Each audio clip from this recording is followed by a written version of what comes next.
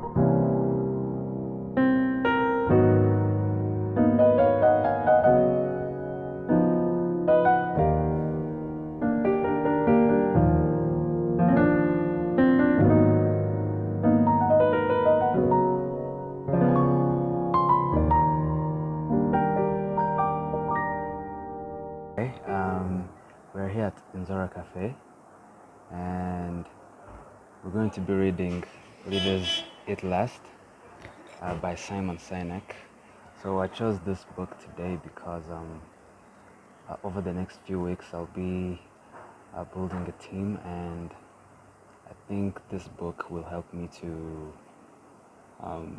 understand how to build culture at work, productive environment for your staff and for your team.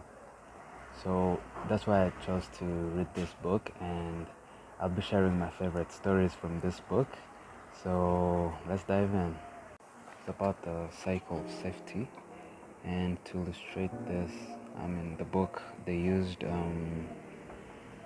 this illustration from the story of the Spartans. And let me read through the book. So it says, the Spartans, a warrior society in ancient Greece, were feared and revered for their strength, courage, and endurance. The power of the Spartans' army did not come from the sharpness of their spears. However, it came from the strength of their shields. Losing one's shield in battle was considered the single greatest crime a Spartan would commit.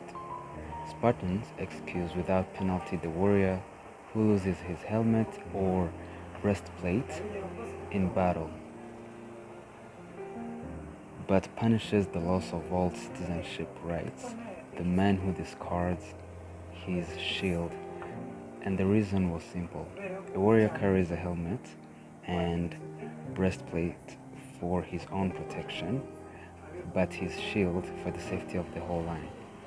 Likewise, the strength and endurance of a company does not come from the products or services, but from how well their people pull together. Every member of the group plays a role in maintaining the circle of safety, and it is the leader's role to ensure that they do. This is the primary role of leadership, to look out for those inside their cycle. Amazing, amazing. I don't think there is so much to add on this. And tell me your thoughts. Leave your thoughts in the comments. Tell me what you think about this story or about the Spartan warriors.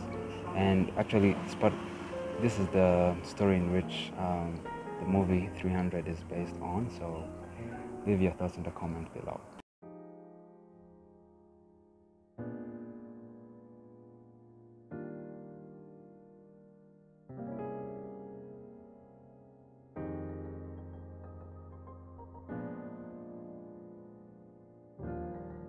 So, managing the abstraction, he gave us 5 rules that we can check out, that we can work with to improve the effectiveness of the team. So, number 1, keep it real, bring people together. So, just a brief summary of it is basically be real with your people, have that human connection, and just talk to people. Don't talk to people. And here there's a line where he says like real live human interaction is how we feel part of something, develop trust, and have the capacity to feel for others. It is how we innovate. So basically the first rule is talking about having that real human interaction with your team and making sure that you talk and you basically get to know them and develop that trust. So number 2, keep it manageable. Obey Dunbar's number. So for those of you who don't know Dunbar, Dunbar is a scientist who came up with a number of like the maximum number of people someone can socialize with at one point in time, and that number is 150. So you cannot socialize with more than 150. It will be hard. So the concept here is, as someone who is creating a team, you need to keep the number reasonable so that you can be able to manage them and get to have that personal relationship with each and every one of them. Okay,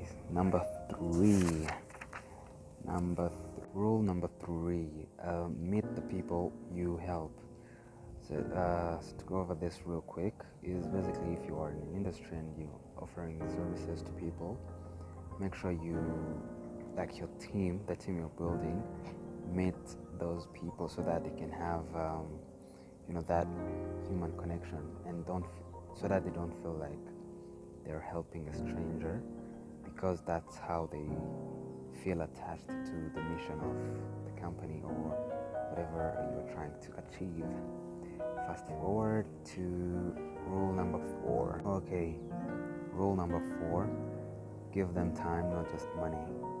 So I think what he's trying to talk about here is the power of time and energy that you give to your team, and not just think that the salary you are giving them will cut the deal. You have to pick some time and help them do the work by giving them your time and energy. There is I like this illustration he gave on this page where he said a leader of an organization can simply pay their managers to look out for those in their report.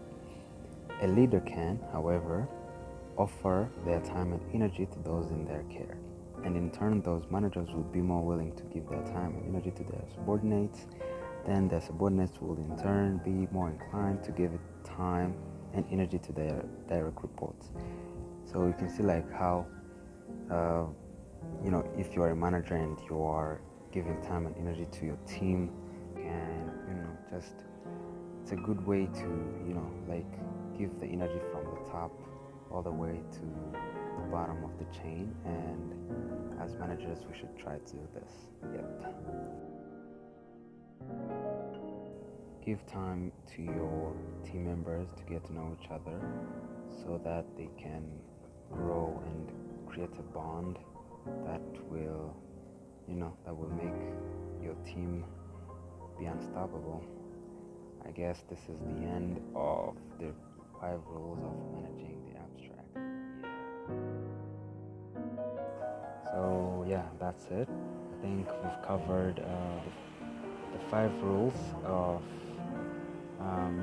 managing the abstract, aka managing a team in a way that is not tangible. So it's mostly abstract. That's why I say managing the abstract. So I hope you got your takeaway from this, and if you want to dive into this book, this is a really good book.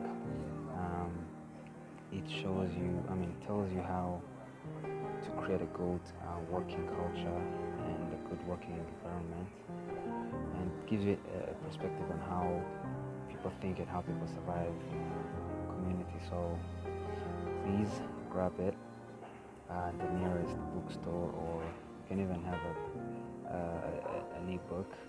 It's called Leaders Eat Last by Simon Sinek. So yeah, that's cool.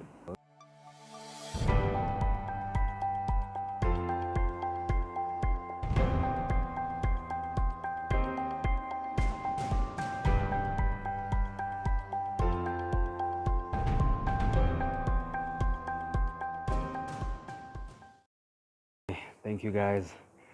Leave the thumbs up if you enjoyed this video and you got value from it. As usual, we'll see you in the next video. Thank you. Bye bye.